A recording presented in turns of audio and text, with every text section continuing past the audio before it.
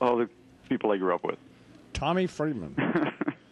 That just doesn't seem right, does it? No, it's too frivolous. Probably doesn't work as a byline in the New York Times. It's too frivolous, too frivolous. But then I was talking to Gregory, speaking of him, yesterday, and he was referring to Robert Gates as Bob. So.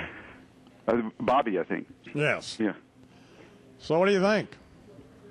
Well, I think the Baker-Hamilton report it's an important document on it provides a kind of consensus conclusion of where we are right now. Not that it comes to any surprise, but and I think the report was not just a report. I think it was a report card on the whole Bush defense foreign policy, and it not only gave them, I would say, a failing grade, but it basically accused them of malpractice of foreign policy, and I think it's quite a devastating document.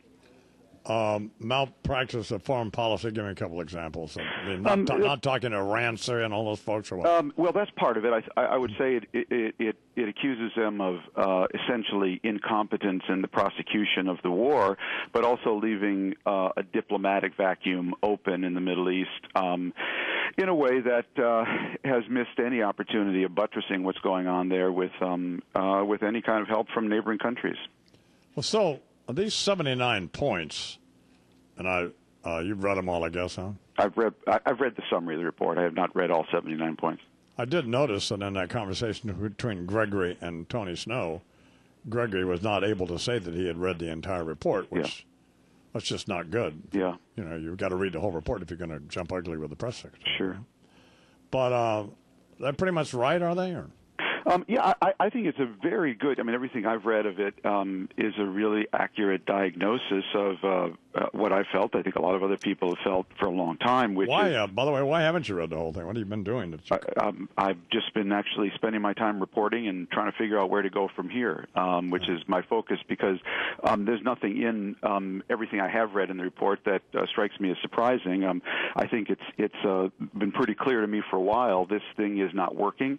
In fact, it's failing, and we need to dramatically change course. And my own takeaway from the report is that, and I've been feeling this for a while, that we have to set a date, a clear and defined date circled on the calendar for us to leave there, because I don't believe we have any hope, Don. We don't have a dime's worth of hope of getting any cooperation from anyone out there, not Iran, not Syria, not the parties on the ground, until and unless, and even if we do this, cooperation is not guaranteed, but until and unless they face very clearly the reality that we are leaving.